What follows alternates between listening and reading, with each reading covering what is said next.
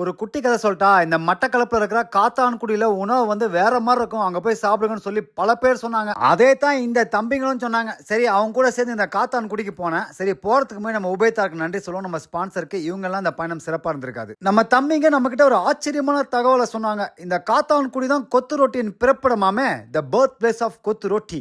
எப்படி கொத்து உருவாச்சு தம்பி சொல்லுவாரு. உலகம் முழுக்க கொத்து ஃபேமஸ். அங்கேருந்து ஸ்டார்ட் பண்ணிச்சேன்னா இந்த காத்தாங்குடி மட்டக்களப்பு தான். எப்படி கொத்து இங்கே உருவாயிட்டேன்னா வந்து இந்த நைட் கடைகள் எல்லாம் இங்கே இருக்கு கணக்கு. இப்போ என்ன செஞ்சாங்கன்னா நைட்டில் போடுற அந்த பரோட்டா, காலையில் போடுற பரோட்டா மிஞ்சி நைட்டில் இருக்கிறப்ப கறியும் மிஞ்சிட்டான், ரெண்டையும் போட்டு மிக்ஸ் பண்ணி அடிச்சு பார்த்தாங்களாம்.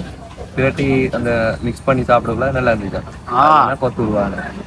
ஓஹோ, காத்தான்குடியில தான் முதல் முறையா அதை முயற்சி செஞ்சிருக்காங்க பொழுது. அதனால தான் கொத்து ரொட்டியின் பிறப்பிடம் காத்தான்குடியா இருக்குது. இது தம்பி சொன்ன தகவல் தான்ப்பா. உங்களுக்கு மாற்று கருத்து இருந்தா கீழே கருத்துல போட்டு விடுங்க. சரி, இந்த கொத்து ரொட்டி கதைக்கு வருவோம். நான் இந்தியாவில் இருக்கிற வரைக்கும் எனக்கு இது பேர் வந்து கொத்து பரோட்டா தான். நமக்கு கொத்து ரொட்டி அப்படின்றது கனடா போனதுக்கு அப்புறம் தான் தெரியும். அது மட்டும் இல்ல, இலங்கை தமிழர்கள் இந்த கொத்து ரொட்டி மேல எவ்வளவு காதல் கொண்டிருக்காங்கன்னு சொல்லி அங்க போய் தான் எனக்கு தெரியும். அப்புறம் இந்த இலங்கை சுற்றுப்பயணத்துக்கு அப்புறம் தான் தெரியும், இங்க கொத்து ரொட்டி மேல காதல் இல்ல, கொத்து ரொட்டி வெறியர்களாவே இருக்கிறாங்க. காலையில கொத்து, மதியம் கொத்து, ராவிலையும் கொத்து, சும்மா கொத்து கொத்துன்னு குத்தி எடுக்கிறாங்க நம்ம ஆளுங்க. இப்பவும் சொல்லிக்கிறேன், நல்லா கேட்டுக்குங்க, எப்பவாவது சாப்பிடுங்க கொத்து.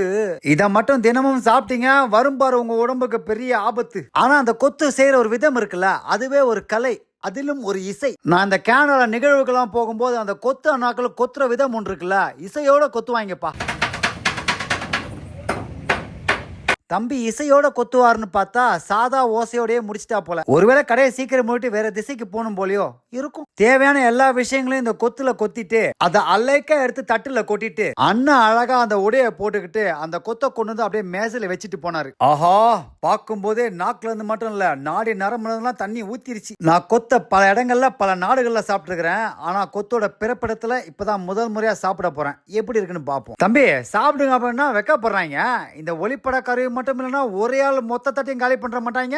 இருந்தாலும் இந்த ஒரே தட்டுல சாப்பிடுற இந்த பழக்கம் வந்து எனக்கு ரொம்ப பிடிச்சிருந்தது. இந்த நேரத்தில் என் நண்பர்களை நினைவு கூர்ந்துக்கிட்டேன். வாடா வாடா வாடா பாலாஜி சாப்பிடுறா அப்படின்னு சாப்பிட போறதுக்கு முன்னாடி உள்ள பச்சி கத்தினே இருக்குது. அப்படி கொத்த கொஞ்சம் கையில எடுத்து அப்படி காட்டிட்டு அப்படி வாய்க்குள்ள போட்டாம பாருங்க.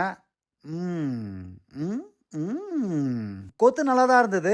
ஆனா ஆஹா ஓஹோ அப்படிலாம் கிடையாது. இருந்தாலும் நானும் தம்பிகளும் ஒன்னா உட்காந்து ஒரே தட்டுல சாப்பிட்டது இன்னி வரைக்கும் ஞாபகம் இருக்குது. நன்றி தம்பிகளா இங்க கூட்டு வந்ததுக்கு. என்னதான் நம்ம கொத்து ரொட்டின் பிறப்பிடத்திலே நம்ம போய் உட்காந்து சாப்பிட்டாலும் அவங்களோட கை பக்குவம் தான் அதோட சுவை. என்ன நான் சொல்றது, நான் கேனடால நல்ல சுவையான கொத்து ரொட்டி எல்லாம் சாப்பிட்டு இருக்கிறேன். ஏன்னா அவங்களோட கை பக்குவம் அப்படி. கொஞ்ச நேரத்துல நாங்க 3 பேரும் சேர்ந்து மொத்த தட்டையும் காலி பண்ணிட்டோம். சரி, போறதுக்கு முன்னாடி நம்ம உபயதாருக்கு நன்றி சொல்லுவோம், நம்ம ஸ்பான்சருக்கு. இவங்க எல்லாம் இந்த பயணம் சிறப்பா இருந்திருக்காது.